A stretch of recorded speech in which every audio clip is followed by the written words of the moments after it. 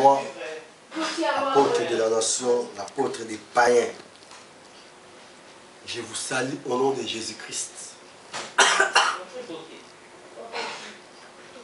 Le thème de ce message s'intitule L'Église et l'état de la fin.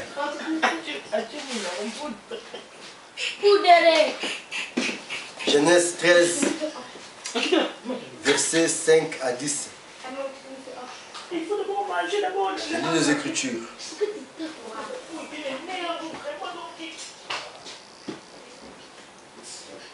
Lot qui voyageait avec Abraham avait aussi des brebis, des bœufs et des tentes.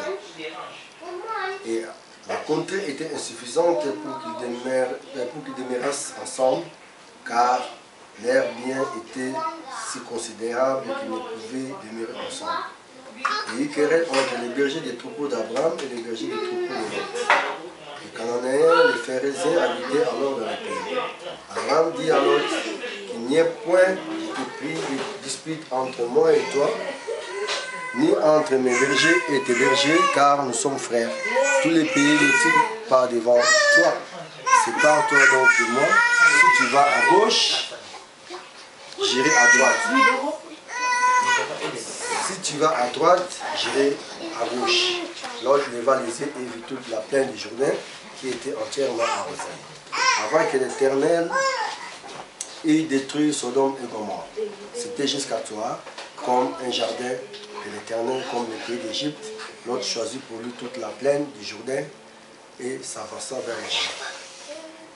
Amen. Amen. Ça, c'est un message prophétique, bien-aimé. Notre Dieu n'est pas un Dieu de désordre. Notre Dieu n'est pas un Dieu de querelle. Comme je vous ai dit, nous sommes au temps de la fin. L'Église doit être préparée pour le temps de la fin.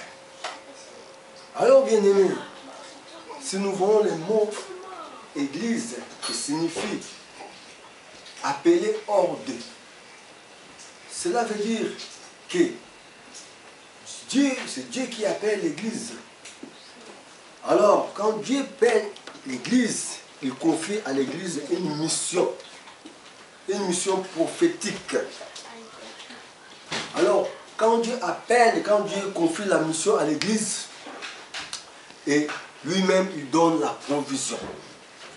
Mais, je dis bien, l'Église appelée par Dieu, ce n'est pas toutes les églises qui sont appelées par Dieu. L'église là et le désordre, ce n'est pas une église appelée par Dieu. L'église qui est appelée par Dieu, c'est une église qui est dirigée par le Saint-Esprit. Exemple, Actes des Apôtres 13, verset 2. On nous dit que dans l'église d'Antioche, ils servaient, ils jeûnaient. Des docteurs, des prophètes, des serviteurs qui servaient l'Éternel et jeûnaient. Le Saint-Esprit dit, mettez-moi Paul et Barnabas à part pour l'œuvre que je les ai appelés. C'est le Saint-Esprit qui a dit de mettre Paul et Barnabas à part. Ce n'est pas l'homme qui a dit, ce n'est pas la chair qui a dit, mais c'est le Saint-Esprit qui dit, bien aimé. L'église qui est dirigée par le Saint-Esprit, c'est une église qui est une. Il n'y a pas l'esprit de clan, il n'y a pas l'esprit des tribus, il n'y a pas les querelles, des divisions, des disputes, mais il y a de l'ordre. Ils sont tous assidus, ils ont tous une même base et le chef, c'est Jésus-Christ.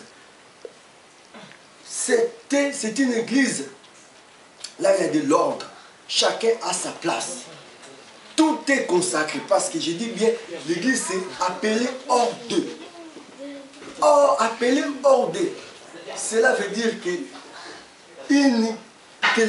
l'église qui est consacrée, une église qui est séparée d'eux, une église qui mène une vie une vie de la sanctification. Séparé d'eux, hors d'eux. Tout est consacré. Tout ce qui se trouve au sein de l'église, les membres, les instruments, toute la chair est consacrée. Ce n'est pas n'importe quel individu peut aller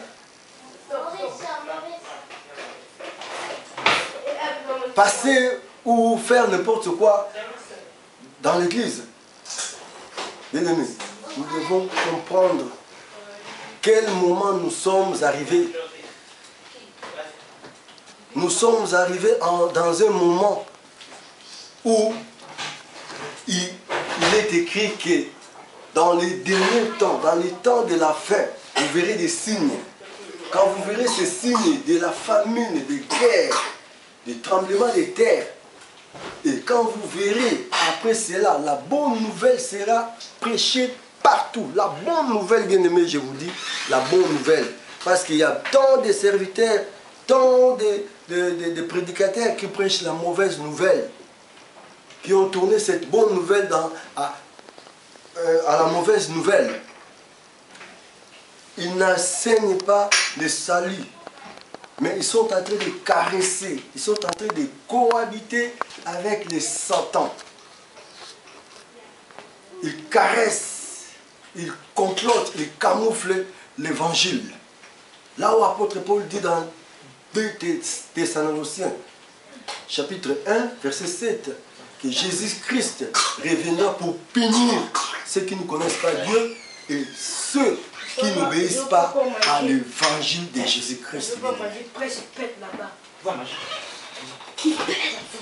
Ceux qui obéissent à l'évangile de Jésus-Christ, c'est ceux qui marchent, ceux qui mènent une vie de la consécration, ceux qui enseignent la sanctification dans l'église, afin que le peuple de Dieu soit préparé pour le temps de la fin, quand viendra l'avènement de Christ, afin qu'il soit préparé pour être enlevé, habité pour toujours avec Christ.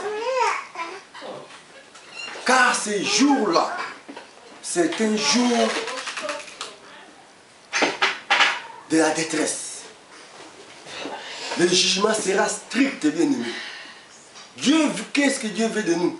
Dieu veut seulement que nous soyons sauvés afin d'habiter à côté de lui pour toujours. Dieu ne veut pas d'autre chose, bien aimé. Et si nous regardons l'histoire de Lot et d'Abraham, nous voyons que Lot était avec Abraham et quand il a eu la provision, il s'est laissé conduire ou distraire par cette provision. Et ce qui l'a amené vers Sodome et Gomorrhe. Et ce qui l'a poussé vers le feu qui a détruit Sodome et Gomorrhe. Et l'autre a perdu tout ce qu'il avait comme bien. Parce que c'était une provision mondaine, bien aimé. Mais tandis qu'Abraham, qui avait la provision, la provision divine, Dieu était toujours derrière Abraham. Et Abraham avait reçu des promesses de Dieu. Bien-aimé, ne nous laisse pas conduire par la provision mondaine. C'est ce qui égare les enfants de Dieu. C'est ce qui égare les serviteurs de Dieu. Et nous voyons ceux qui sont conduits par la provision mondaine. Ils marchent dans les désordres. C'est pourquoi nous voyons bon nombre de chrétiens. Ils sont fatigués. Ils ne veulent plus aller prier. Ils ne veulent plus côtoyer l'église à cause de ces faux serviteurs qui marchent dans les désordres de bien-aimés. C'est fini le temps des messages destinés.